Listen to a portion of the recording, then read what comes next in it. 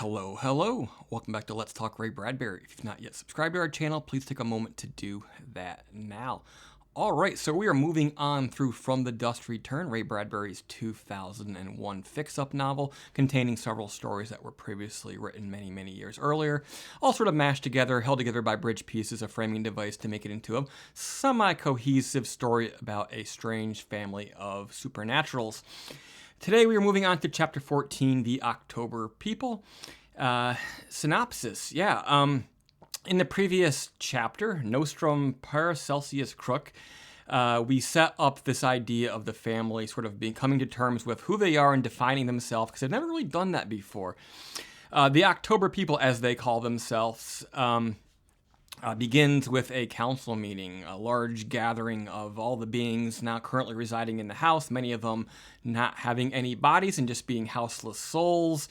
And they decide that their time may be coming to an end. They may be in danger because of a war. And throughout the story, Bradbury's hinted at something. It seemed like World War II. But in this case, they're talking about more of a war for their existence based on the fact that modern society and religions have all but forgotten them, and their sort of existence and their power comes sort of through the belief, the fear of others and the knowledge of their existence.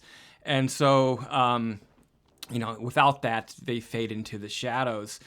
So, to deal with the problem, Timothy, who's just a living boy, the oddity among them, and actually a young child, among all these attendees who are up to thousands of years old, he suggests that they use young Ceci, the wandering witch, to have her seek the world for bodies and places and things to possess. And so he says that the problem is we're all here in this one place. How can the world believe in us if we're all confined here in rural Illinois? So Ceci agrees, and with the help of Uncle Einar, who has the ability to fly and actually has his own body, he agrees to help her begin the search for places to send off these spirits in hopes that their haunting of other places will extend their existence and make it so that more people believe in them once again. So, as a novel, there hasn't been much narrative thrust in From the Dust Return since the end of the homecoming, their Halloween gathering, their family reunion. And I wasn't really sure where this book was going after that point. Now, it seems to have a new purpose, which is this spreading of the family back out over the world, whereas in previous chapters it was very much a homecoming. It was a gathering of people under this one bizarre, strange, supernatural roof. I love that young Ceci and Timothy both have important roles here. Timothy in particular being a writer and being human and being alive and being young, but also being able to contribute and being heard and taken seriously by a room of beings who are as many as 4,000 years old, going back to the time of ancient Egypt and the pharaohs and the mummies. At times he apologizes for interrupting, but he's not chastised for this, which I love.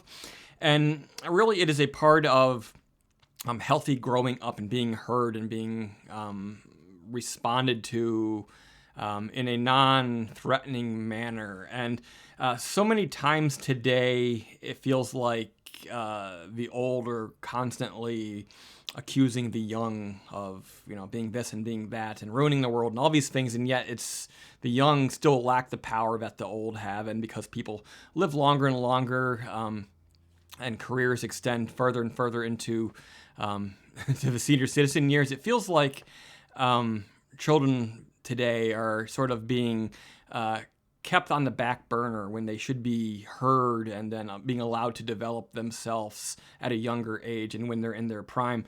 But I love that this story is very much about the idea that these supernatural beings require belief and superstition and fear to survive, and that in our increasingly modern world, a lot of these things fall by the wayside. And on one hand, it's oftentimes religion. We become less and less religious, and that's fine if you don't believe. But imagination is very much the lifeblood of creative people. I think that is very much the case for Ray Bradbury himself, who loved to spend so much of his time as a child, especially in the library, in books, journeying off to these far-flung places in the pages of a book. But I also think that this is very much speaks to the idea of creative people and people like us who so many times, people would accuse us of daydreaming and, it's why are you creating all this stuff and why do you like those movies and those books and that's all just childish stuff. But for us, it's very much vital to our happiness to be able to go on these journeys and to go through this process of creation. And I think that's the same case for Bradbury. And I think we are, as imaginative people, as creative people, it's very important that we exist and that our ideas are going off to the ears of people who are more technical, and you hear this many, many times where, people grow up watching Star Trek and then they end up in the space program. I think it's very much a case of that. So while in modern schooling, we put this focus on the STEM fields, at what cost? What's worth creating without creativity first? And who will dream up these things if there's no creatives learning the arts and humanities and learning how to create ethically and humanely and with empathy? What happens? It's sort of like Oppenheimer creating the bomb and realizing at that point, what have I done? And you have to wonder, had he been steeped in science fiction, wouldn't he have possibly already read stories about mass destruction and sort of realized that, there's a lot of harm that's going to be done by this, and perhaps possibly chosen a different path than physics and light. I don't know. All right, then, that was The October People, Chapter 14, From the Dust Return by Ray Bradbury. Next up would be Uncle Einar, the next chapter, but we're going to skip that because I previously reviewed that here as a standalone a number of years ago on Let's Talk Ray Bradbury.